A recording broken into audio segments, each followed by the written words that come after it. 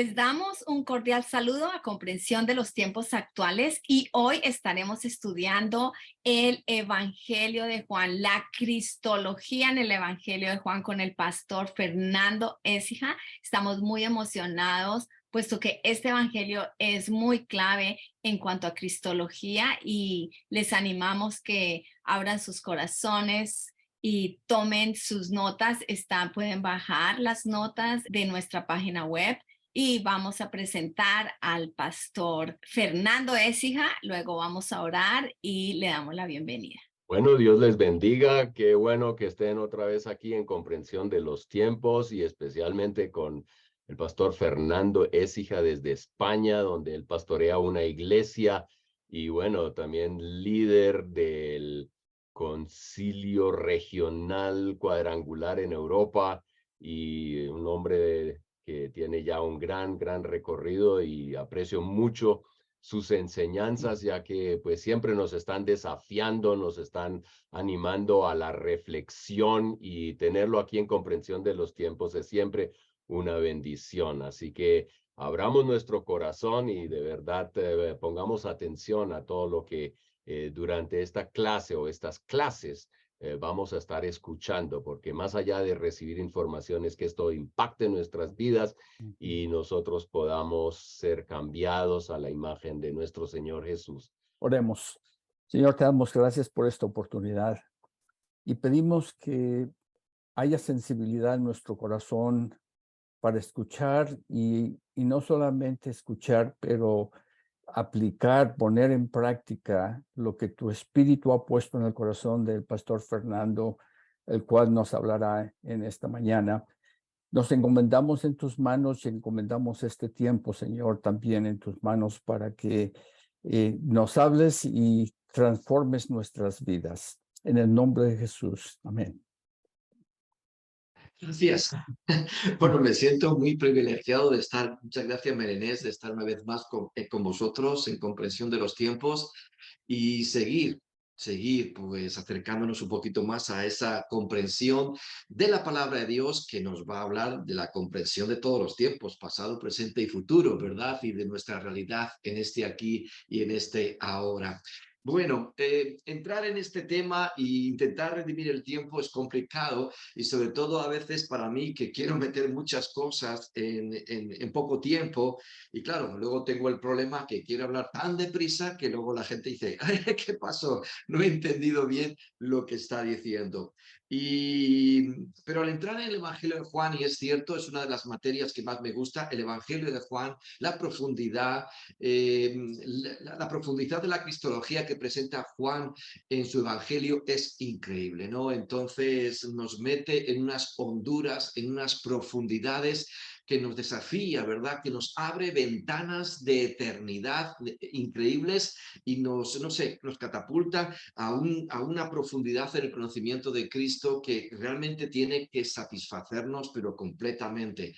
El otro día estaba hablando a algunas personas de que a veces nos dejamos fascinar de tantas cosas como los Gálatas y hay tanta ciencia, es verdad, a veces seguimos comiendo del árbol de la ciencia, del bien y del mal y descubrimos alguna ciencia por allí, uy, la ciencia del conocimiento de no sé qué, la ciencia de no sé qué, pues yo qué sé, como si no fuera más que suficiente adentrarnos en la ciencia, en el conocimiento de Cristo Jesús. Es como decir, yo no tengo tiempo de otras cosas. Mira, yo quiero adentrarme, quiero profundizar, quiero enamorarme. Me faltará una vida, mejor dicho, me faltará más de una eternidad para adentrarme en todo el conocimiento de Cristo, como para perder tiempo en otras cosas, ¿no? Así que y al fin y al cabo, si en algo tenemos que gloriarnos es en conocer a Dios. Y Cristo, justamente Cristo, vino para revelarnos al Padre, para revelarnos, para revelarse Él, revelando a Dios y revelando, como digo, al Padre. Bueno, son cuatro sesiones y yo quiero entrar en ciertas profundidades, en ciertas, digamos, cómo el autor escribe y cómo podemos interpretar ciertos elementos que aparecen en el Evangelio de Juan. No podemos entrar en todo, que nadie quede simplista, que con 4 sesiones como esta pudiéramos adentrarnos en toda la profundidad del Evangelio. Pero si de alguna manera esto nos seduce, nos atrae, nos pica la curiosidad y decir, vamos, y tú mismo puedes ahondar, puedes entrar, puedes cavar, ahí pues, oye, pues eso que te animo porque hay mucho y mucho por descubrir. Si algo tenemos los creyentes es que pecamos yo qué sé, de ese status quo, de ese sentido de que ya tenemos, que ya conocemos y como que ya vamos desobrados. Y no, hay tanto por conocer, hay tanto por adentrarnos en el conocimiento de Dios, y el Evangelio de Juan nos facilita todo ello.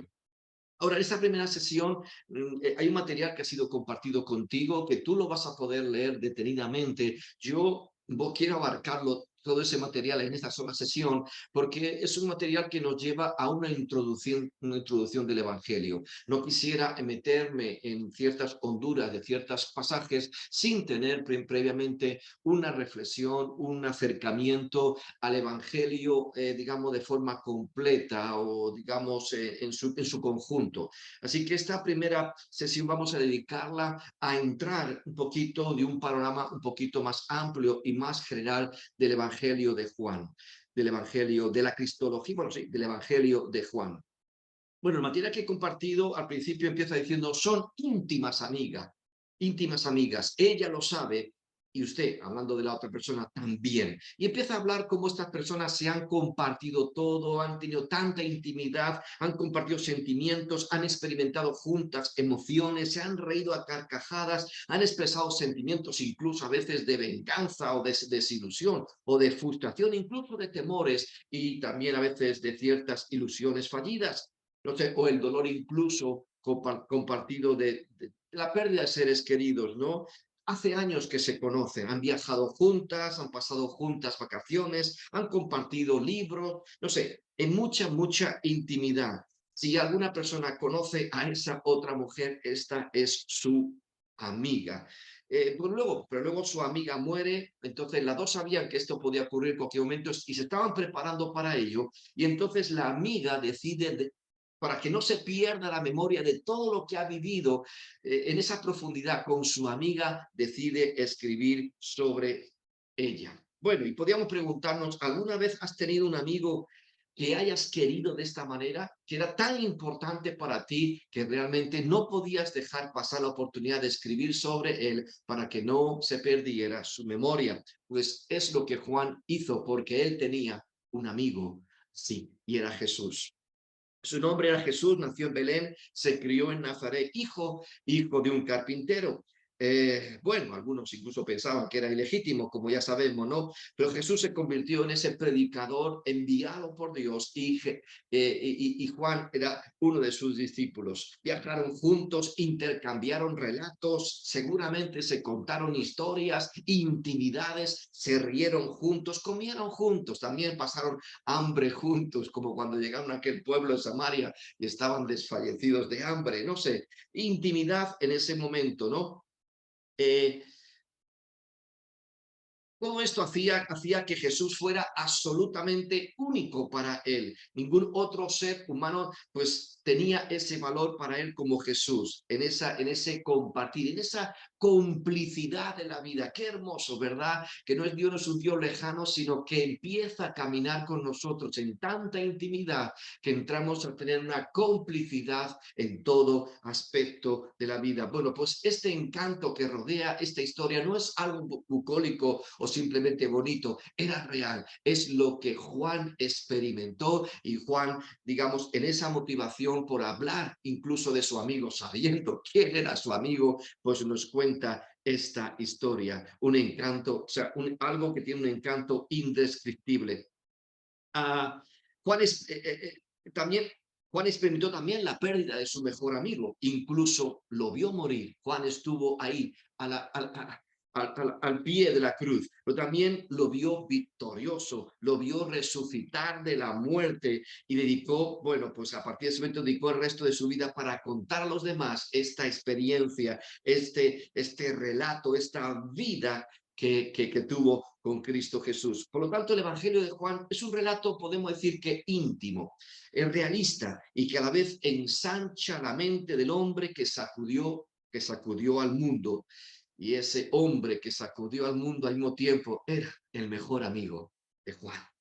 Y al mismo tiempo el Hijo de Dios, el Hijo del Hombre, como es presentado.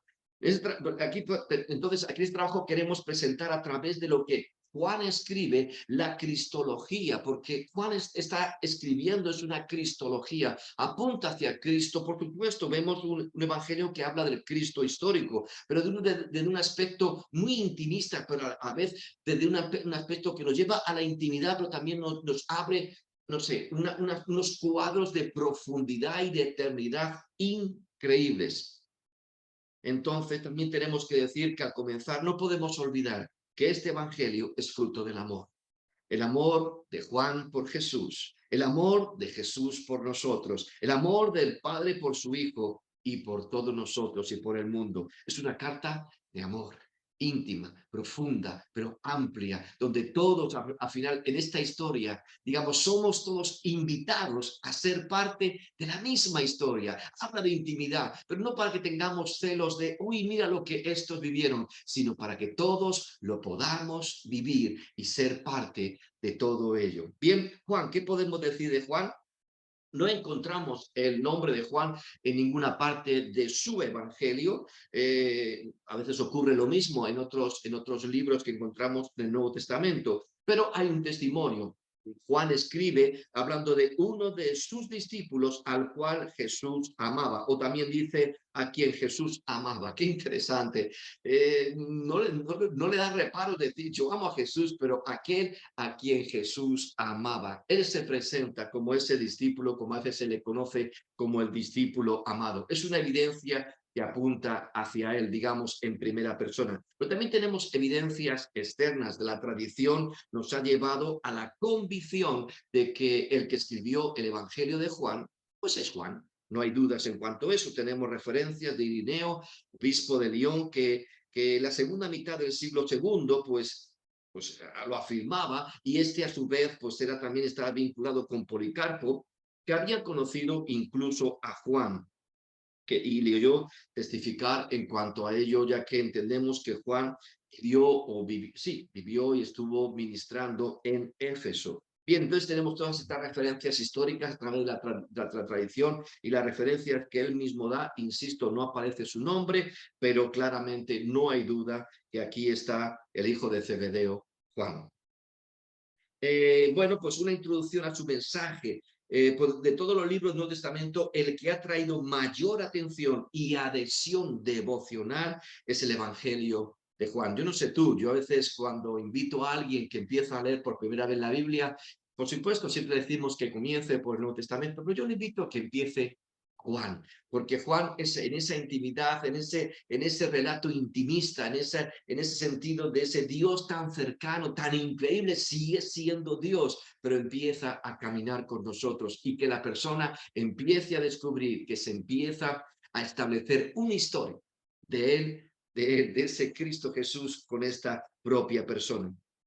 Bueno, tal vez la persona erudita lo estudiará principalmente a causa de los problemas que presenta, no los problemas, sino los desafíos teológicos que presenta, pero al mismo tiempo nos atrae la sencillez, insisto, ese relato intimista hablando de Cristo Jesús.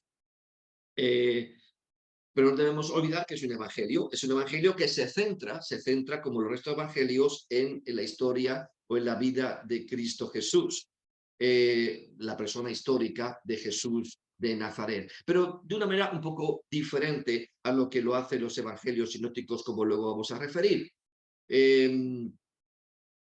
Y podemos recordar algunas de las principales características del Evangelio. En todas partes se enfatiza de forma repetida la persona de Cristo. El Evangelio es totalmente cristocéntrico, ¿verdad? Pero de ese Cristo real, tangible, personal y profundo, siendo Dios.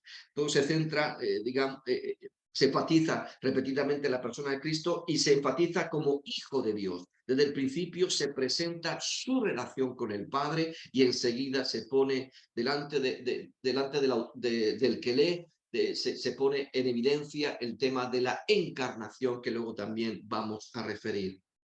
Los destinatarios, bueno, a los destinatarios el Evangelio de Juan no indica, como a veces otros evangelios indican, que fue escrito tal vez a un grupo más específico, aunque sí Juan está mencionando y está preocupado de alguna manera con el pueblo judío fuera de la tierra de Israel. Ya la destrucción de Jerusalén y del templo había ocurrido y sin embargo, pues esto no es algo que marque mucho el sentido histórico porque todo está dentro del plan de Dios, pero se ve como que también el autor apunta un poquito hacia ello. Pero vemos, en general podemos decir que su tono es universal e incluye a todos los creyentes, a todos los cristianos gentiles y a todos los incrédulos. Es una carta abierta, totalmente universal. Y con el único objetivo, como lo describe Juan al terminar en Juan capítulo 20, versículo 31, esto es para que creáis que Jesús es el Cristo, este Jesús increíble, aleluya, este amigo mío, el Hijo de Dios, y para que creyendo tengáis vida en su nombre, en la autoridad de su nombre, ¿verdad? Y es algo que hay, pues Juan establece de forma clara y profunda. De modo que este es un libro para que cualquiera que necesite a Jesús o que necesite profundizar su relación con él, tiene que sí o sí leerlo, profundizarlo y meditarlo, eso, valga la redundancia, en profundidad. Y hablando de leer, yo te animaría, pues vamos a estar pues, en estas próximas 4 semanas ahondando, metiéndonos en el Evangelio de Juan. Por favor, te invito a leer una vez más. Tú puedes decir, ya lo he leído, y a lo mejor más de una vez. Vuelve a leer porque es importante. Es como Jesús cuando estaba hablando de Juan el Bautista, que 3 veces le dice, ¿mas qué salisteis a ver? Como diciendo, enfoca. Vuelve a mirar, vuelve a fijarte, vuelve a enfocar la vista y cada vez que miras, cada vez que te enfocas, descubres algo nuevo y totalmente diferente y cada vez más profundo. Bien, bueno, podemos decir cuándo y dónde. Algunos lo ubican en el año 70 después de Cristo, pero la gran mayoría de las personas versadas o doctas en todo esto, pues lo establecen entre alrededor del año 90 después de Cristo. Casi ya finalizando, casi por finalizar el primer siglo. Y la tradición eclesiástica lo sitúa que fue escrito en Éfeso, ya que Juan se encuentra en Éfeso, en la ciudad de Éfeso. Bien, el mensaje de este evangelio, pues es absolutamente apunta a la cristología, apunta a esa profundidad de Cristo. Tenemos los evangelios sinópticos, que es Mateo, Marcos y Lucas, y sabemos que, digamos, tienen una correlación, van buscando diferentes eventos en función de esos 3 años de ministerio, 3 años y algo de ministerio de Cristo Jesús, y aunque la cronología puede variar un poco, Marcos es el evangelio de la acción. Mateo no le importa a veces saltarse cierta cronología histórica con tal de poner el mensaje, ya que él apunta hacia un mensaje concreto dentro de a quien está escribiendo, que eran sus propios conciudadanos o los judíos. Bueno, el evangelio de Juan es absolutamente, tenemos que decir, es muy diferente. Aunque Juan probablemente conocía los relatos de los otros 3 evangelios que fueron escritos antes, escogió seguir un orden temático. Escogió seguir un orden en función de una cronología o de unos acontecimientos que incluso gravitaban continuamente alrededor de la fiesta judía, sobre todo de la Pascua. Entonces, alrededor de esto, porque él está presentando realmente el Cordero, el Mesías, y insisto, es absolutamente temático. No le importa respetar ciertos órdenes cronológicos como lo podría hacer los otros evangelios, sino es, aunque hay un orden, digamos, en evolución, pero hay una intencionalidad muy profunda, muy clara. No escribe cualquier cosa. Él dice al final que se podían haber escrito muchas cosas, pero estas cosas se han escrito. Estas cosas, las que yo he escrito, tiene una intencionalidad muy clara, que es presentar a Cristo Jesús como el Mesías, como el Hijo de Dios, el Hijo del Hombre.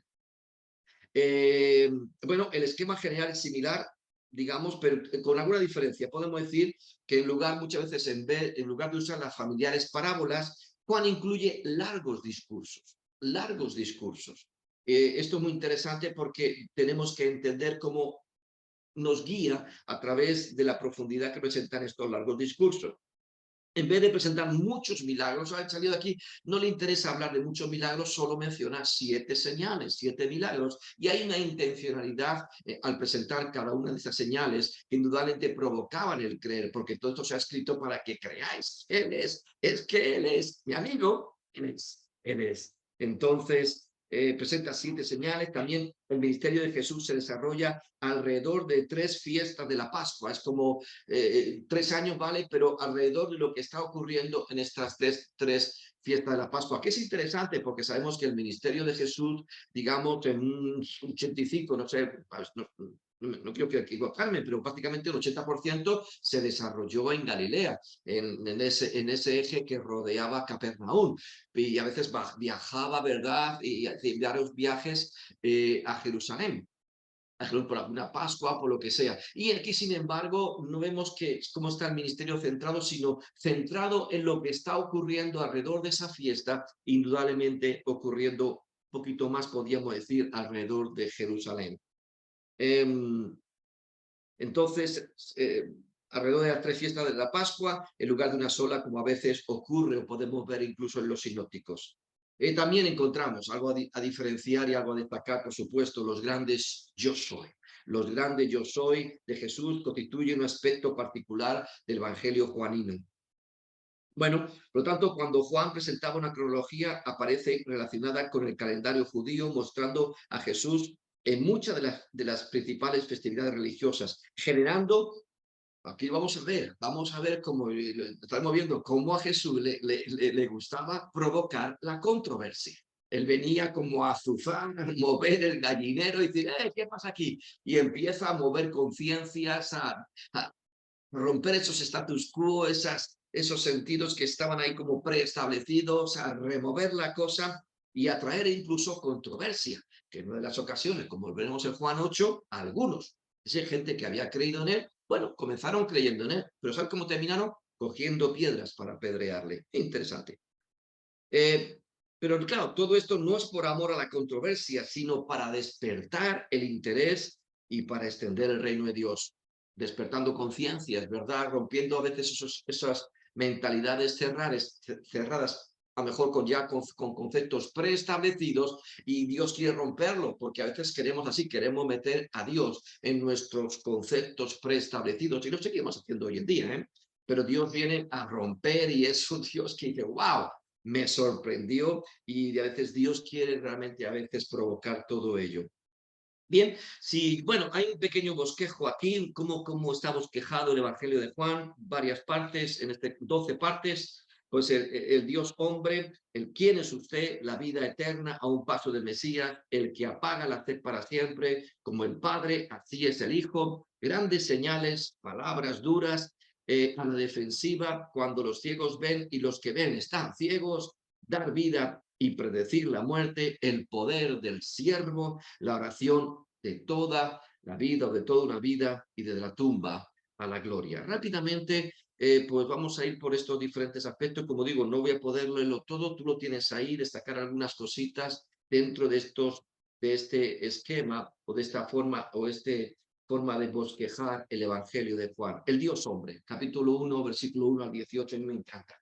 Me encanta y es, bueno, te lleva al origen, al principio, porque tienes que ir al principio, porque en el principio encuentras los principios reguladores que se establecen desde el principio, que valga la redundancia. Bien, en el principio. Bueno, porque tenemos que destacar el Dios hombre. El cristianismo es Cristo.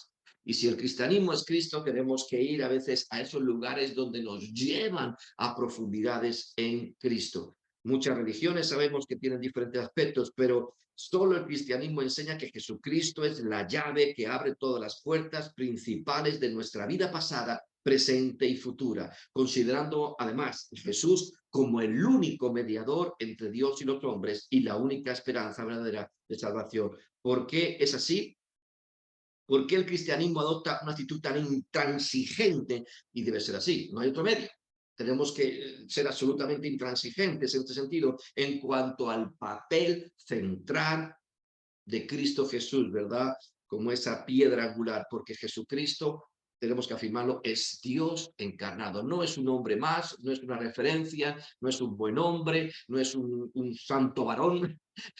No, es que es Dios encarnado. Esto es algo que tenemos que, bien, nace en Belén, sabemos toda la historia, pero es Dios haciéndose hombre. Este hombre que comía, se cansaba, que llegó a frustrarse, a manifestar incluso enojo, a que sudaba, sufría, lloraba, y a veces era como también podemos sufrir nosotros, incomprendido, pero tenemos que entender, Él era el Dios hombre. Todo lo que pertenece a la humanidad, con excepción del pecado, le pertenece a Él. Todo lo que es de la humanidad lo vemos en el Hijo del Hombre, ese antropos perfecto según la definición, porque tenemos que, yo no me quiero desviar, cuando Dios dijo, hagamos al hombre, aleluya, el hombre dejó de ser hombre según la definición de Dios. Mantenemos el título, digamos el concepto, la forma de referirse a nosotros, a esa cosa creada, hombre, pero la definición según Dios, cuando Dios pensó en algo, hagamos al hombre, ¿qué es lo que tenía en su mente? Vale, en función de lo que tiene en mente, le da forma,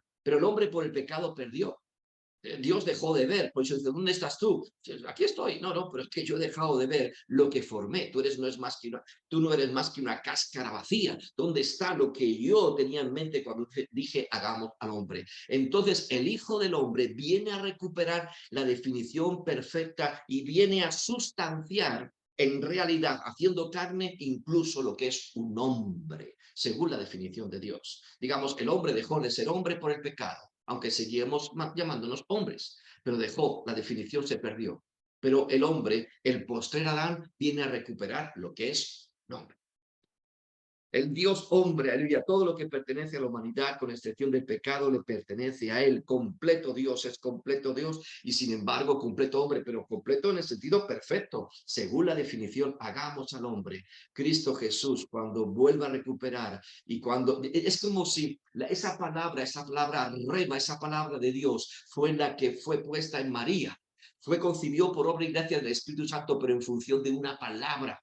Dios viene, pero también la palabra, ¿verdad?, de hombre fue puesta ahí, que lo que se da a luz es el hombre, según la definición perfecta, según el propósito perfecto que fue establecido desde el principio. Aleluya. Entonces, aquí vemos el hombre. Por eso, en Juan, ya me empiezo a desviar, perdóname, ya empiezo a desviar. Por eso Juan, cuando, de una manera tan intencional, cuando Juan registra lo que dijo Pilatos, el famoso ece homo, el ece homo, he aquí el hombre. ¿Y qué hombre estamos viendo? Un hombre masacrado, vituperado, humillado. Y sin embargo, en esas palabras de Juan, qué profundidad hay en ellas. ¿Qué cuando está diciendo, he aquí el hombre? Es que este es el hombre, el siervo perfecto, el que representa la voluntad del Padre, el que se humilla hasta el final, el que no abre su boca por obediencia a la voluntad del Padre, el que podría hacer así, y legiones podrían venir, pero aquí el hombre que solo vive para cumplir y hacer la voluntad del Padre. Fíjate, incluso en esas palabras ves una intencionalidad profunda de Juan al decir, he aquí el hombre, el ece homo. Aleluya, el hombre perfecto. Bien, Juan sabía muy bien esto. ¿Quién es? Hablando de Cristo Jesús, ¿quién es, lo que es, por qué vino a la tierra y por qué deberíamos escucharlo y no darle la espalda? Y no darle la espalda, no nos interesa. Bien, entonces encontramos aquí cómo se habla de en el principio era el verbo y nos liga a Génesis 1:1 en el principio. ¿Y cuál es el primer principio?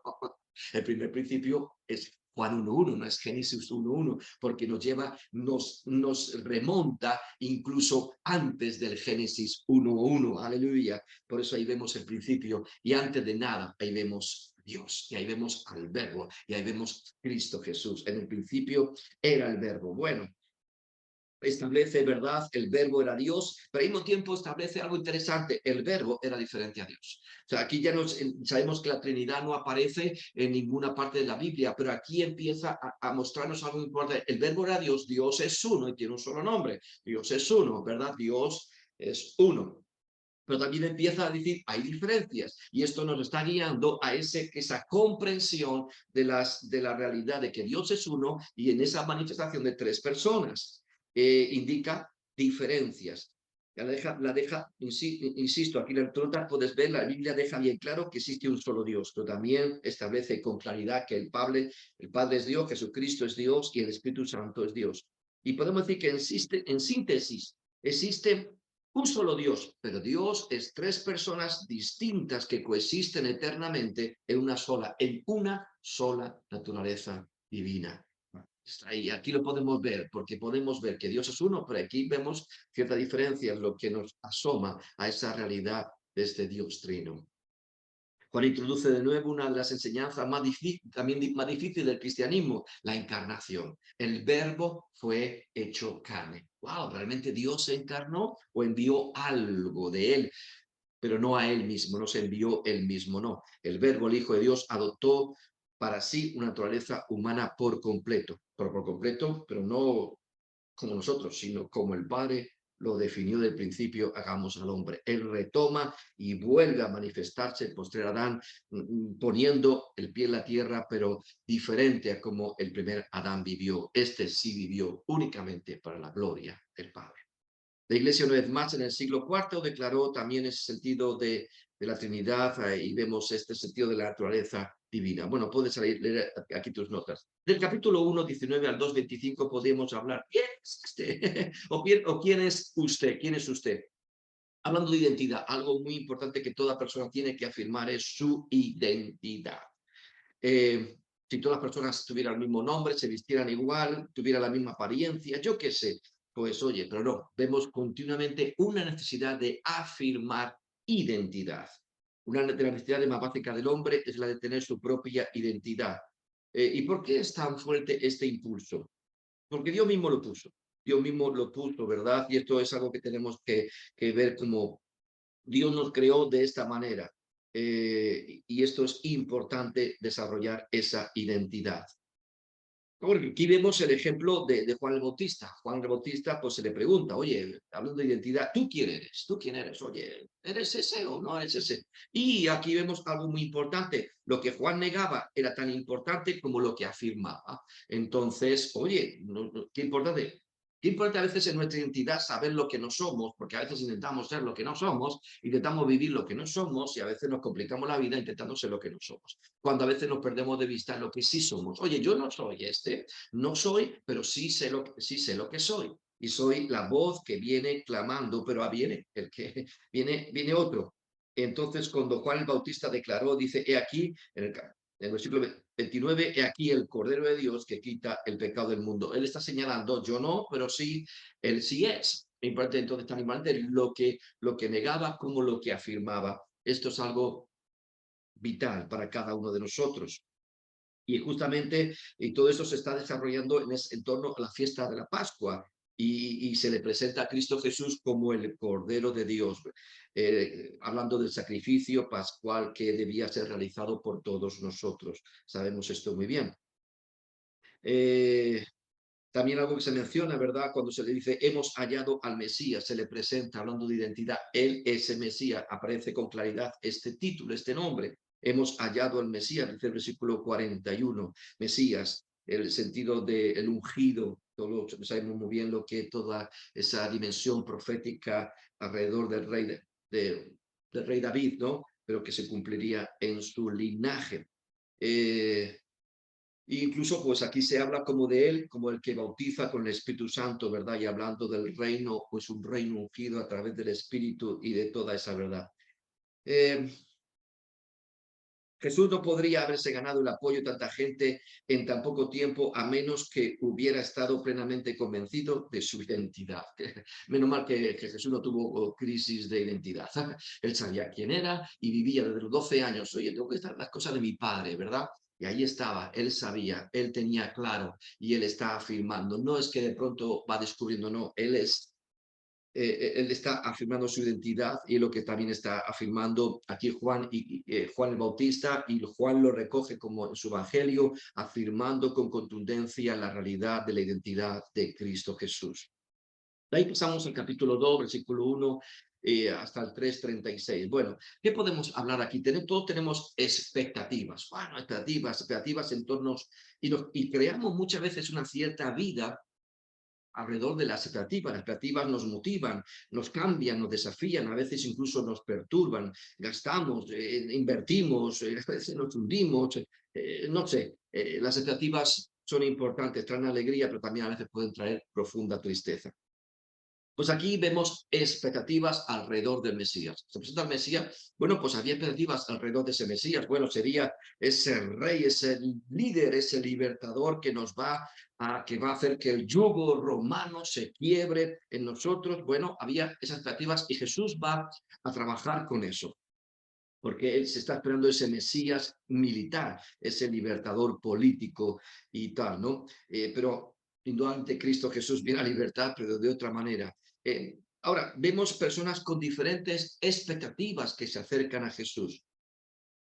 Y todo esto provoca en la gente, algunos pues, bueno, pues se sentían confundidos, otros desilusionados. Yo esperaba esto, pues hay una desilusión, incluso algunos se ofendían, incluso algunos llegaron incluso por esa desilusión de expectativas a traicionarle. Pero está claro que todos lo miraban con expectativas. Unos verían cumplidas sus esperanzas, mientras que tal vez otros verían como esas expectativas se iban a desvanecer o desaparecer.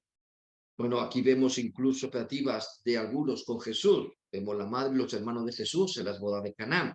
Los judíos preparando la Pascua con la purificación del templo por parte de Jesús. Aquí Jesús purifica el templo, expectativas. Los que creyeron en Jesús en Jerusalén, pero Cristo se apartó de ellos porque no se fiaba de los mismos, ¿verdad? Nicodemo mismo viene con sus propias expectativas y yo no sé, hago un pequeño paréntesis, yo a veces la gente lo ve a Nicodemo como una manera muy romántica, pero yo creo que es un hombre, oye, que estaba luchando en dar un paso. Yo creo que él había escuchado a Juan el Bautista y yo qué sé, Jesús le dice, oye, de cierto, oye, es necesario nacer de agua y del Espíritu. No, y todavía de agua, ni siquiera has nacido de agua. ¿Por qué no te has bautizado por Juan el Bautista?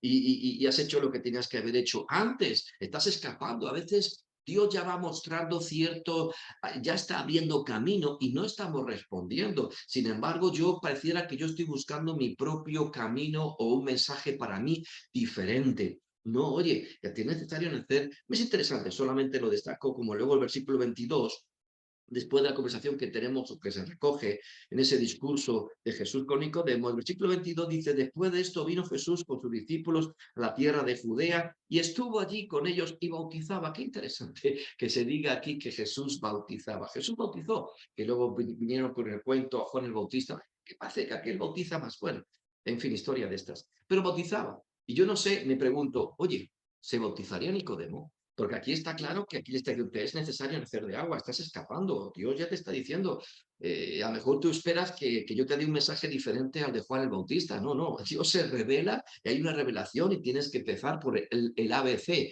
Tú, por ser tú, no te voy a llevar a una casilla rápida. Es como cuando uno va a un parque de atracciones y está haciendo la fila, ahí una fila, y luego ve pasar a unos porque tienen un pase especial y tú dices, madre mía, qué morro. Qué envidia. Y no, a veces no quieren, yo tengo un pasaje especial, no, hay que hacer toda la fila, hay que hacer toda la cola, y igual, yo no sé, yo creo que aquí un hombre que estaba escapando, sincero sí, pero ya tenía cierta revelación y Jesús le dice, oye, pues escapar, es necesario nacer de agua, e incluso Jesús después empieza a bautizar, y no sé si al final él se bautizaría. Expectativas, y también incluso vemos expectativas que tenían los discípulos del propio Juan el Bautista, porque los propios discípulos de Juan el Bautista vienen a decirle a Juan el Bautista, oye, que a quien tú bautizaste, pues bautiza más que tú. Bueno, expectativas. Del capítulo 4, capítulo 4, 1 al 54, o sea, lo que es capítulo 4, pues, ¿qué podemos decir? Sed. ¿Cuántas cosas no tenemos hoy contra la sed? Y hoy que tenemos, por ejemplo, en España tenemos una ola de calor muy fuerte, alrededor casi 40 grados, madre mía. Y ahí entra una sed, ya no sabes qué. Y hay tantas cosas para mitigar la sed, pero pareciera que es algo que siempre está ahí. Tenemos siempre sed, constantemente tenemos sed. Y hay muchas cosas, a nuestro alrededor, incluso sed para el alma. Bueno, tenemos tendencia, oye, tienes el Islam, el budismo, el hinduismo, el confucianismo, la ciencia cristiana, el testigo de Jehová. Yo qué sé, cuánta gente que habla de reencarnación, no sé qué, vale. Opciones hay, mercado hay. Yo le doy. Usted tiene sed, mira, oferta hay mucha oferta. Ahora, Jesús se para ahí en medio y grita. Si alguno tiene sed. No, perdón, es como la mujer samaritana.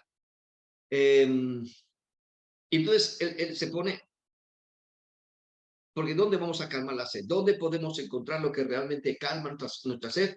¿Quién tiene la respuesta? Y aquí el capítulo 4 nos guía a que la fuente de agua viva, la única fuente que va a saciar la sed es Cristo Jesús. Podemos probar esto o aquello, ¿vale? Como decía un eslogan, una publicidad, oye, busca, compara y si encuentras algo mejor, pues quédate con ello. No, busca, compara, pero solamente Cristo puede saciar la sed. Y aquí se nos presenta en el medio de esta experiencia con esta mujer en el pozo, que es algo muy interesante, por ejemplo, cuando se estudia en consejería pastoral, cómo trata él, porque no deja de ser una mujer y un hombre solos, a solas, ¿verdad? Y esto incluso nos abre, pues estudiarlo, nos abre puertas de cómo a veces, qué cosas no debemos hacer o qué cosas no debemos decir, cuando a veces lo que no queremos es despertar vínculos almáticos, porque no deja de ser un hombre y no deja de ser una mujer. Entonces, uno no quiere despertar vínculos almáticos, sino quiere guiar espiritualmente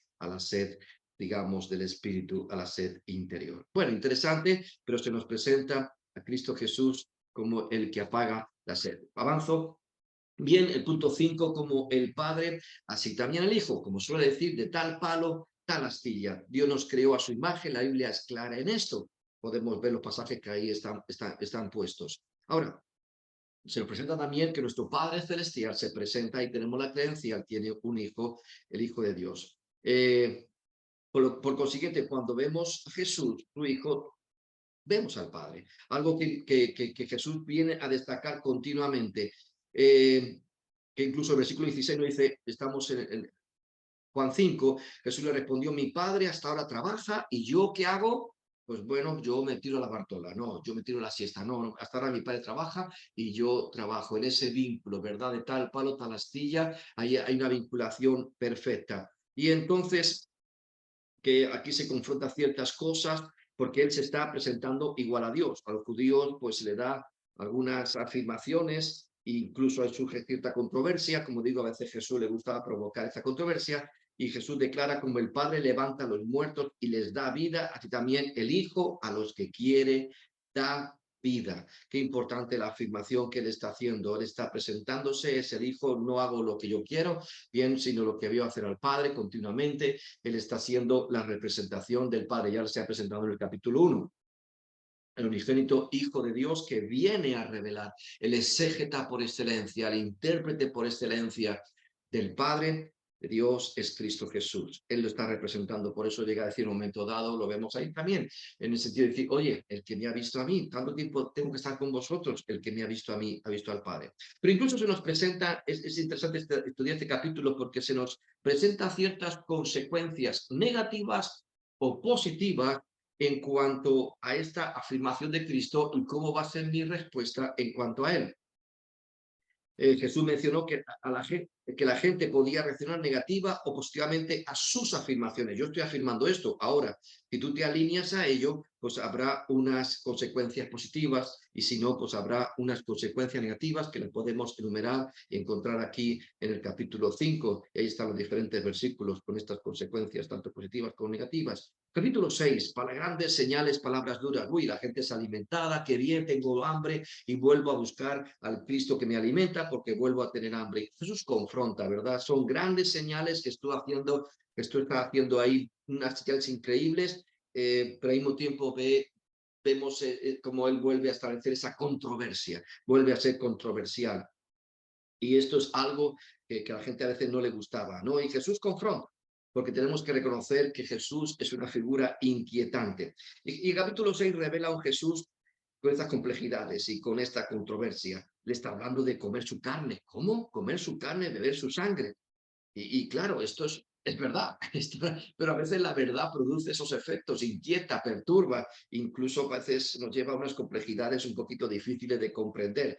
Pero indudablemente Jesús viene a confrontar. Y claro, ellos empiezan a defenderse. No, si ya lo hablaremos, nuestro Padre, es verdad, porque se presenta como el pan de vida que tiene que ser comido, ¿no? Pero ellos dijeron, no, si nuestros padres comieron el maná. Me encanta como Jesús dos veces, le dice, sí, vuestros padres comieron el maná y murieron. Y murieron. Interesante. Es decir, vale, hay gente, yo te digo, hay gente que come maná y viene del cielo, cuidado que viene de Dios, ¿eh? A veces Dios muestra su misericordia y da un maná para después de ese maná guiarnos al auténtico pan de vida eterna. Y hay gente que solo quiere maná. Y hay gente que está comiendo maná o que solo busca maná, porque no olvidemos, según tu hambre, así tu pan. Hay gente que solo tiene hambre de ciertos detalles, de ciertas acciones de Dios, pero no tiene hambre de profundidad. Y claro, según tu hambre, así es el pan que buscas. Bueno, ¿qué pan buscas? Pues bueno, yo el pan que ofrezco finalmente es este. Y tenéis que comer. Entonces, no. Nuestros padres murieron en maná. Pues mira, te digo algo. Nuestros padres murieron en maná y murieron. Comieron el maná y murieron. Y mucha gente está comiendo solamente o ha comido maná y van derecho al infierno. Interesante. Bueno, según tu hambre es tu pan. Y entonces Jesús empieza en esta controversia, que algo que hace Jesús, como decimos en España, oye, estos son lentejas, si quieres las comes y no las dejas. Aquí no se cambia el menú por nadie, aquí hay una dieta. Y aquí no se cambia, no, es que a mí me gusta comerlo de esta manera, como a muchos pastores, a veces dentro del Evangelio adaptamos. Un pastor me decía una vez, oye, si predicamos esto, la gente se nos va de la iglesia, pues que se vayan, pero tú y yo vamos a dar cuenta de qué pan hemos puesto encima de la mesa. Yo no puedo cambiar el menú. Yo no puedo cambiar la dieta. Cuidado que yo voy a dar cuenta de la palabra que he puesto encima de la mesa, delante de Dios. Esto es, el temor de Dios es más fuerte en mi vida que el temor al hombre. No quiero agradar al hombre dándole a comer lo que le gusta comer. Quiero darle lo que entiendo que es la dieta del cielo. Guste o no guste. No voy a echarle un poquito de ketchup para que sea, no la voy a adulterar, no la voy a cambiar. Este es el pan de vida eterna. Si quieres lo comes y si no lo deja. Porque dice el capítulo 6, versículo 66, qué interesante, 6. A veces, número de hombre, a veces queremos seguir a Jesús según nosotros. Queremos adaptar a Jesús según mis inclinaciones, expectativas, según mi yo. Y cuando ese Jesús viene a confrontarme, rompe mis esquemas, dice la Biblia, el capítulo 6, versículo 66, que muchos de sus discípulos se volvieron para atrás. ¡Wow! Discípulos. Que incluso llegó a decirle a los 12, oye, ¿queréis iros también vosotros? Lo podemos leer. Y los confronta. Oye, ¿queréis iros también vosotros? Porque aquí el menú no se cambia por nadie. Este es el pan, esta es la dieta, y si quieres bien, y si me quedo solo, me quedo solo. Menos mal que Pedro, y ahí tenemos que hacer nuestras esas palabras, aunque no entendamos, aunque nos sintamos confrontados, aunque veamos que es difícil, aunque es comprensible. En ese momento no era comprensible comer tu carne, no sé qué significa, pero te digo algo, yo ya he experimentado que en ti hay palabras de vida eterna. ¿A dónde iremos? ¿A dónde iremos? Que Dios nos guíe, ¿verdad? Porque también nos guíe Dios a ese celo de que a veces, demasiadas veces, hemos adulterado, fornicado la dieta, el menú del cielo, poniendo cualquier tipo de pan, cualquier tipo de sucedáneo, y es posible que en algún momento dado guíe a un cierto maná, pero no es más que maná. Y los que comieron maná, que coman maná, también están muertos. No sé, que el Señor nos haga, como Pedro, decir, ¿a dónde iremos? Yo no me vuelvo para atrás y no quiero otro tipo de alimento. Bueno, seguimos adelante. Y sí, son grandes señales, palabras duras. Este Jesús era un poco, wow, se las traía, pero es que él tiene que guiar a la verdad. A la defensiva, bueno, controversial. Bueno, entramos en el capítulo 7 y el capítulo 8 y la gente está a la defensiva. Bueno, traemos que Dios lo creó todo y era bueno, pero incluso vemos que incluso, aunque todo era bueno, es rechazado. El pecado nos hace, como en esa tontería, rechazar lo que Dios ha hecho, buscando otra ciencia, como si de pronto el conocimiento de Dios mismo y toda la ciencia de su voluntad perfecta no fuera más que suficiente, y quisiera ahondar en otras ciencias, en otros cuentos. Bueno, aquí vemos, aquí sigue esa controversia, y aquí Jesús se presenta, el Hijo de Dios presenta prueba tras prueba de su identidad, afirma su identidad, lo que Él es, y esto es algo muy, muy importante. Y bueno, vemos que incluso en el capítulo 8, pues vemos esas situaciones de controversia, y Jesús va presentando esa defensa, que incluso llega a decir más adelante, antes, por ejemplo, Jesús declara, antes que Abraham fuese, yo soy. Y claro, cuando dice yo soy, ese famoso tetragramatón, el yo soy el que soy, él está utilizando el nombre de Dios. Y claro, ahí ya pues dice el versículo 58 y 59 que tomaron piedras para apedrearle, pero yo quisiera que nos fijáramos en algo. En el capítulo, en el versículo 30 dice, 8:30, hablando él estas cosas, muchos creyeron en él, gloria a Dios, aleluya, ¿cuántos han levantado la mano? Gloria a Dios, aleluya, muchos cristianos, muchos creyentes, aleluya, qué bueno, muchos creyeron en él. Y entonces, 31, dijo entonces Jesús a los judíos que habían creído en él, si vosotros permaneciereis en mi palabra, seréis verdaderamente mis discípulos. Tú puedes creer, pero no, a lo mejor no, eso no significa que seas un discípulo, pero no solamente un discípulo, sino verdaderamente discípulo. O sea, un discípulo según la definición de Dios, la verdad revelada de lo que es un discípulo según su entendimiento, no según las definiciones nuestras, porque nuestras definiciones están corrompidas. Es como la definición del hombre. El hombre cayó, la definición de hombre se corrompió por el pecado, y Cristo Jesús incluso recuperó la definición de lo que es un hombre. Entonces, dice, si permanecéis verdaderamente mis discípulos y conoceréis la verdad, y la verdad os hará libres. La verdad es algo que no se conoce al principio. Hay gente que al principio puede conocer la misericordia de Dios, el poder de Dios, la gracia de Dios, o la bondad de Dios, o simplemente llegan a conocer que Dios es real. Dios es real, ha manifestado su poder, es verdad. Y Dios se hace tangible, su gracia, su misericordia y su realidad se hace eso, real y tangible a nosotros. Y la gente cree. Puede que crea, pero eso no significa que todavía son discípulos o que conozca la verdad. La verdad solo se llega a conocer cuando uno es verdadero discípulo, cuando uno permanece en él y en su palabra. En ese momento, porque la puerta, el umbral de la verdad no se cruza al principio, sino cuando uno permanece. Y esa verdad de pronto se te revela, y entonces esa verdad te hace libre, que te hace caminar, como dice Pablo en Romanos, en la libertad gloriosa de los hijos de Dios. Aleluya, que uno sabe lo que es en Cristo, tiene una identidad formada en él. Yo sé lo que soy y no me dejo atrapar por tonterías, o con mucha gente con mucho miedo a Satanás. Ay, por favor, si Satanás es Satanás, como decía Lutero, el Satanás de Dios. Yo sé lo que soy en Cristo, yo sé en quién he creído, yo sé en las manos de quién estoy. Cuando tengo esa verdad, aleluya, yo no me caigo en cualquier pavada, cualquier tontería, cuando la revelación de la verdad ha llegado a mi alma, y eso me da una libertad gloriosa. Aleluya. Bueno, aquí Jesús está hablando sobre ello, y Jesús habla, si nos fijamos, en todo este discurso, Jesús no cambia de interlocutores, son los mismos interlocutores, son gente que había creído en él. ¿Y cómo termina el capítulo? Esta misma gente, la gente que había creído en Jesús, la misma gente coge piedras para apedrearle. Es la misma gente. Fijémonos en el capítulo y uno dice, wow, igual que uno puede pasar del amor al odio muy rápidamente. Creo en ti. ¿Cuándo te amo, Señor? Y de pronto te quiero tirar una piedra para decir, porque ya has roto me has confrontado. No, yo no quiero seguir en esa verdad. Esto no. Yo quiero mis propias expectativas, quiero seguirte a mi manera, quiero creer en ti a mi manera. No, quiero creer lo que quiero creer. No sé. Cuánta tontería. Y aquí vemos un perfecto ejemplo. Porque la misma gente, porque Jesús empieza a hablarle a ellos, y ese discurso no cambia, solo esos mismos interlocutores y esta misma gente termina cogiendo piedra, porque nos ponemos a la defensiva, porque no queremos cambiar, porque realmente, bueno, pero aquí el yo soy se revela, donde cuando la identidad nuestra tiene que ser rota, quebrantada por el yo soy revelado. Y esto es algo que vemos que aquí Juan lo pone en evidencia continuamente. Y lo sabemos muy bien, como Cristo mismo está asumiendo porque Él es, asumiendo y atribuyéndose el nombre de Dios. Dios es uno y tiene un solo nombre. Por eso Dios, al ser uno, él se estaba atribuyendo el nombre de Dios, porque él es uno con el Padre y él es Dios. Bueno, por eso aquí surge todo esto, pero qué interesante que la gente que intenta hacer eso es gente que había creído, entiendo, en él. Bueno, cosas para reflexionar.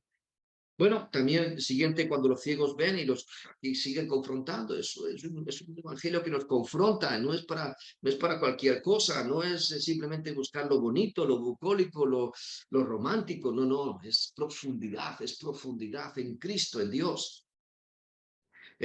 Bueno, a veces, aquí está diciendo, muchas veces nuestra vida se ha construido sobre la negación, el rechazo, las mentiras y las justificaciones a tal punto que llegamos a perder de vista lo que es verdadero. O sea, estamos ciegos y el corazón del hombre es engañoso. Yo puedo ser muy sincero, pero vivir toda la vida sinceramente engañado. Esto es una realidad. Puedo ser muy sincero, pero vivir toda la vida sinceramente engañado. Donde nos convertimos en ciegos, pero no solamente nos convertimos en ciegos, sino a veces ciegos que conducen a otros ciegos. Y aquí Jesús está. Porque recuerda que son 7 señales. Juan escoge 7 señales para apuntalar, para afirmar ciertas realidades en cuanto al Cristo, en cuanto al Hijo del Hombre, en cuanto al Hijo de Dios. Aleluya. Al hombre Dios. Bien, entonces él empieza a poner en evidencia, porque hay aquí un ciego real que ha sido sanado, pero lo que se va a poner en evidencia es la ceguera de los otros que se negaban a ver lo que era evidente, lo que era evidente. Entonces Jesús viene pues a confrontar a estos ciegos. Si fuerais ciegos, porque ellos dicen, oh, lo está diciendo por nosotros, hombre, blanco y en botella, ¿qué quieres que te diga, chicos? Es que es obvio. Si fuerais ciegos no tendríais pecado, digamos una ceguera física, mas ahora porque decís, vemos, vuestro pecado permanece. Tú crees que ves y entiendes que ves, te ufanas de que ves, pero no ves un pimiento, ¿verdad? Es como la iglesia del Apocalipsis, la Odisea, ¿no? Yo me he enriquecido, de ninguna cosa tenga necesidad, yo soy tú lo que eres una pobre, desgraciada, desventurada y ciega, no te enteras de nada,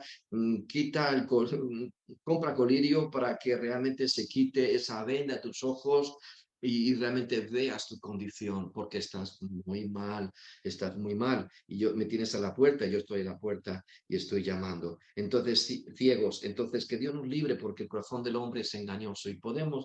Por eso otro pasaje, ahí sí los evangelios sinópticos nos hablan de eso, nos hablan de la revelación, de profundizar en la revelación, de profundizar en la luz, porque Cristo es la luz como es presentado en el capítulo 1. Entonces, pero esa luz cuando viene no la pongas debajo del almuz o de la cama, la pones en el candelero. Otro pasaje dice que el candelero de nuestra vida son nuestros ojos. Cuando la luz viene, ¿verdad? Y la ponemos en el candelero, empezamos a ver las cosas como Dios las ve. Y entonces no a través de cómo queremos verlas, ¿verdad? Y a veces ojos que no ven, corazón que no siente, y a veces no es que no podamos ver, es que no queremos ver, porque a veces, qué sé yo, a veces son mecanismos de defensa para defender nuestro orgullo, o no querer ceder, o justificar lo injustificable, y a veces es nuestra falta de obediencia y de seguimiento. Cristo Jesús. Si fuerais ciegos no tendríais pecado, mas ahora porque veis, porque decís vemos, vuestro pecado permanece. Bueno, cuando los ciegos ven, pero los que ven están ciegos. De ahí pasamos al capítulo 10, versículo 40 al 12:50, donde dar vida y predecir la muerte. Jesús renunció a la gloria celestial con el fin de recuperarla y ampliarla con esa victoria, aleluya, que nos declara también ahí en Filipenses, con la glorificación de hijos espirituales como nosotros, ampliando esta gloria. Su ministerio terrenal hizo posible el establecimiento de su iglesia. Su ministerio terrenal hizo posible el establecimiento de su iglesia, y su iglesia no es algo para la tierra, su iglesia es eterna. La iglesia es eterna, aleluya, es la esposa, ¿verdad? Que es puesta junto con el esposo por la eternidad. Dios no tenía necesidad de nosotros, pero qué privilegio nos ha llamado a su lado, nos ha convocado la iglesia, los llamados fuera, nos ha convocado a su lado, aleluya, y esto es algo eterno. Bien, pero aquí vemos vemos a Jesús también en esas situaciones que enfrentó. Y él no era estoico hacia todo esto, él le impactaba, le conmocionaba sus sentimientos. Por ejemplo, también Mateo cuando dice que mi alma está angustiada hasta la muerte cuando va al Getsemaní, es algo que le está impactando y que no podemos decir que Jesús era ajeno a todo esto, era perfecto hombre, pero perfecto hombre en su obediencia. y vemos a un Jesús que va a brotar lágrimas, va a brotar, digamos, un sentido, bueno, derramando su vida de forma completa en esa paradoja de enfrentar la muerte, de muerte siendo justo. Pero también vemos el poder que se desata y que le enseña Jesús aquí en estos grandes discursos del capítulo 13, cuando Jesús lava los pies a sus discípulos y nos muestra el camino, y que luego nos va a hablar del Espíritu Santo en estos largos discursos. Pero en algo que ocurrió, lo que conocemos como el cenáculo, en esa última Pascua. Pero el poder del siervo es algo muy importante. Todos conocemos personas que tienen poder: presidentes, legisladores, empresarios, magnates, pastores, inventores, padres, obispos, apóstoles. Vale. Y sobre todo con este vicio que tenemos hacia la titulitis, ¿no? No sé. Por supuesto, ahí emana cierto poder, pero Jesús nos va a mostrar el camino del auténtico poder. ¿Dónde está realmente el poder? Jesús se sometió al Padre en todo momento, vivió para la gloria del Padre. Él se renunció, siendo Dios, se podía hacerlo, pero él renunció, ¿verdad? Él tomó la voluntad y se humilló continuamente en obediencia perfecta, ¿verdad? Hacia el Padre, aleluya. Entonces, ¿qué poder manifestó? El poder del siervo. El poder del siervo, aleluya, o el poder del siervo. Es un poder que nunca se puede emplear mal, porque siempre emana de la obediencia al Padre. Siempre logrará lo que se propone, porque Dios lo respalda hasta el fin, porque el siervo facilita que el poder de Dios se manifieste, aleluya. Entonces, solo produce bien porque Dios es el que lo personifica, es porque Dios, que es la personificación del bien, Él se manifiesta a través de esa vía, de ese camino, de esa puerta que se establece a través del servicio. Jesús disponía de este poder en medida tal que nadie tuvo antes ni después. Nadie, porque nadie tenía las facultades que él tenía, pero en la obediencia, en ese servicio, por lo que padeció, aprendió esa obediencia, ¿verdad? Y se sometió, ¿verdad? Y se humilló hasta el final. Y este es el poder del siervo. Y aquí está mostrando, oye, servicio, servicio. Si os muestro, si yo os lavo los pies, pero qué increíble lo que aquí que empieza con el capítulo 13, pero está hablando, porque luego todo lo que vemos más adelante, encontramos el capítulo 14 hasta el 16, 33, se nos habla acerca del Consolador, ese ayudador que viene a ayudarnos en nuestra vida de servicio, se pone a nuestro lado siendo un siervo, viviendo únicamente para la gloria. Él no nos va a ayudar cuando buscamos lo nuestro, no esperemos que Él va a ser aquí ese punto de apoyo cuando a veces solamente buscamos nuestro propio egoísmo, cuando en vez de ser usado por Dios, queremos usar a Dios o queremos usar las cosas de Dios para nuestro propio beneficio. No, no, no. El poder del siervo, y junto a ese poder del siervo, a su lado se pone el Paracletos, aleluya, para manifestar la voluntad y el poder de Dios, ese consolador, aleluya, que veces tanto necesitamos en esta vida de servicio y de entrega para Dios. Entramos ya los 5 minutos y terminamos. La oración final, la oración de toda una vida. Pedir es algo muy importante, claro que sí, aunque también podemos decir que pedir es algo muy simple. Empieza con una necesidad o un deseo que va a ser expresado hacia algo o hacia alguien, y ese también deseo también a veces lo relacionamos con las personas que nos rodean, con las personas que realmente nos importan. Pues aquí vemos Jesús y vemos a un Jesús pidiendo. Lo increíble es que Jesús está pidiendo, ¡wow! Pero si tú puedes hacerlo solito, no necesitas el poder del siervo. Jesús está pidiendo, ¿qué? Jesús está pidiendo, pero que pida yo, pero que pida él. ¡Wow!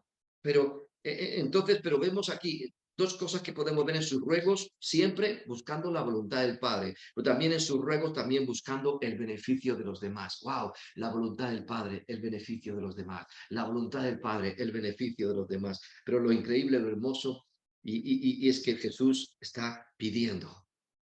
Se colocó en la posición más humilde, la de la persona que necesita. La de la persona que necesita, es una persona dependiente que pide, ¿verdad? Y al hacerlo, elevó el acto de pedir a un nuevo nivel de dignidad y de santidad. Y lo vemos con una dignidad y con una santidad increíble. ¡Wow! Tú pidiendo, te pones en esa posición, aleluya, y es algo que nos enseña increíblemente, aleluya, y a veces nosotros no pedimos porque pensamos que podemos, y solamente pedimos cuando ya no podemos, en nuestras fuerzas, en nuestra vanidad, en nuestra vanagloria, en nuestro orgullo, en nuestro poder, ya luego pido, no, desde el principio, porque dependo de ti, oh Padre, y te pido a ti, pero lo primero que pido es tu voluntad y la bendición de los otros. Qué increíble, qué ejemplo más maravilloso, y esto está encerrando la oración de toda la vida o de toda una vida, aleluya. Y terminamos de la tumba a la gloria del capítulo 18 al 21 o 25. Bueno, algunos creen en fantasmas, otros creen en la reencarnación. Vale, pues bueno, pues vale, pero nosotros creemos en un Cristo Jesús resucitó corporalmente, vivo e inmortal de la muerte. Esto hay que subrayarlo, aleluya. Así que no es un cuento, es que fue real, se hizo tangible, se manifestó, lo pudimos tocar. Por eso dice Pablo, si Cristo no hubiera resucitado, vuestra fe es vana, aún estáis en vuestros pecados, entonces también los que durmieron en Cristo perecieron. Si en esta vida solamente esperamos en Cristo, somos los más dignos de consideración, de conmiseración, como diciendo, si en esta vida solo esperas en ese Cristo histórico, vale, qué majete, mira lo que hizo. Si solamente esperas en ese Cristo histórico, uy, que hizo milagros, bueno, qué interesante. Pero que murió. Y vale, ¿y qué? Pero si no hubiera resucitado, uy, somos los más tontos, somos los más dignos de conmiseración. Pero lo increíble es que resucita. La resurrección, la tumba vacía, y vemos cómo ahí nos cuentan los pasajes maravillosos de Juan y de Pedro ante esa tumba vacía. Cristo resucitó, se hace tangible, se hace real. Tomás, mete aquí tu mano, le está diciendo, oye, verifícalo, todo el que quiera lo puede verificar. Si tienes duda, Dios se va a manifestar, a Dios no le importan los desafíos, Él quiere ser desafiado, pero Él se va a manifestar. Recuerdo una vez un testimonio de un ateo, era ateo, pero él dijo, mira, yo era ateo, pero una vez dijo, yo no creo en ti, pero si tú existes, manifiéstate a mi vida. Y a Dios le encanta los desafíos y se manifestó a su vida, porque la oración fue sincera. Entonces Dios se manifiesta, aquí están mis manos, aquí están mis pies, porque Él es muy real y Él está vivo. Él vive, Satanás fue derrotado y Él está vivo. Bueno, concluyendo, lo que venimos a afirmar es que lo que Juan quiere afirmar en ese rato intimista de su amigo es que fue real, es algo tangible, que no te estoy contando una historia o un cuento bonito, es que Dios es real. Y también algo importante en esos desafíos es que Dios no tiene nada que ocultar y en cambio mucho que dar. Es lo que nos invita, nos desafía. Dios no tiene nada que ocultar, Él se revela, ahí está abierto. Mira, muchas cosas se podrían haber escrito y a lo mejor Dios las va a escribir contigo, como diciendo, si tú quieres que se revele, se va a revelar. Pero indudablemente Dios está ahí para dar mucho. Él es el Dios que no esconde nada, que no se ocultó y sin embargo tiene mucho que dar. Y me quedo con la parte final tras esa confesión, esa manifestación, las palabras de Tomás. Me encanta. Yo una vez decía, si yo estrujara la Biblia, ¿qué destilaría? Si yo estrujo una naranja, pues destila zumo de naranja. Si yo estrujo un tomate, ¿qué destila? Pues zumo de tomate. Si yo estrujo la Biblia, ¿qué destila? Pues la Biblia lo que destila es que si me quedo con el Antiguo Testamento, pues el Shema. Escucha, Israel, el Señor es nuestro Dios, uno es el Señor, y amarás al Señor tu Dios con todo tu corazón, con todas tus fuerzas y con toda tu alma. Y bueno, y ahí es el Shema. Y si yo me quedara con el Nuevo Testamento, me quedaría con esas palabras que dijo Tomás, Señor mío y Dios mío. Y eso es lo que nos quiere llevar el Evangelio de Juan, que al destilar, al entrar en la profundidad, al estrujarlo, ante este Dios tan increíble, las únicas palabras que tiene y que deben salir de nuestra boca es, Señor mío y Dios mío, mi Señor y mi Dios. Bueno, pues hasta aquí esa primera clase. Espero que no que haya sido comprensible, pero como digo, tienes ahí las notas para que puedas profundizar más en ellas y poder entrar tú mismo en más reflexión. Gracias, Fernando. En lo personal, solamente quiero comentar que aprecio mucho la forma en que introdujiste el estudio sobre Juan. Mencionaste, es un relato íntimo. No sé si mencionaste, es una carta de amor, pero la implicación está ahí. Y me ayudó, al menos a mí personalmente, al escuchar todo el panorama que diste, desde ese punto de vista, desde el amor de Dios. Es un relato de íntimo, de amor entre Dios y Juan, y que es un relato también que podemos experimentar nosotros y podemos hacer nuestro propio relato de intimidad con Dios. Quizás no para publicarlo, no es para añadir a la Biblia, pero como testimonio para otros también. Claro. Me hizo recordar de un himno, El amor de Dios, y la tercera estrofa es simplemente lo que un hombre puso en ese himno, palabras no originales, pero palabras que él había leído anteriormente. Y las palabras mencionan de si el mar fuera un tintero y el cielo un gran pergamino, si cada hoja fuera un pincel y cada hombre un escritor, para escribir sobre el amor de Dios, el mar se secaría y el pergamino, el cielo, no fuera suficiente para poder escribir todo lo que cada escritor pudiese escribir sobre el amor de Dios. El hombre que escribió este himno era un hombre de negocios que lo había perdido todo y terminó empacando limones en una empacadora como un obrero. Pero las palabras que él escribió, añadió en la tercera estrofa de este himno, fueron palabras que muchos años antes, en una casa de locos, cuando uno de los habitantes ahí murió y los que venían a hacer el aseo, a limpiar la habitación para dar lugar a otro, encontraron estas palabras escritas en la pared. Si el mar fuese un tintero y el cielo un gran papel, y cada hoja un pincel, y cada hombre un escritor, y así todo el resto. Y vemos cómo quizás en un momento de sensatez de este hombre, que con una mente quizás trastornada, pero en un momento de sensatez reconoció el amor de Dios. Y esto lo digo solamente para que en las lecciones que vienen podamos escuchar todo lo que lo que tengas que decir desde esa perspectiva. Que si son palabras duras, que si son correcciones, que si son lo que sea, cualquier circunstancia de la vida que estemos pasando, es el amor de Dios que siempre está presente y que podamos ver todo desde ese punto de vista. Agradezco mucho tu participación y lo que has presentado, y vuelvo a repetir la introducción al Evangelio de Juan, porque eso al menos en mí ha creado la expectativa de escuchar todo desde esa perspectiva. Es un relato íntimo, es un relato de amor que yo también puedo tener con Dios. Muchas gracias, Fernando. Gracias, Humberto. Que es verdad, como dices, Dios nos guíe, porque ahí todos somos invitados a tener esa historia, esta realidad tan íntima con este Dios que se ha hecho carne y vino para estar con nosotros. Así es.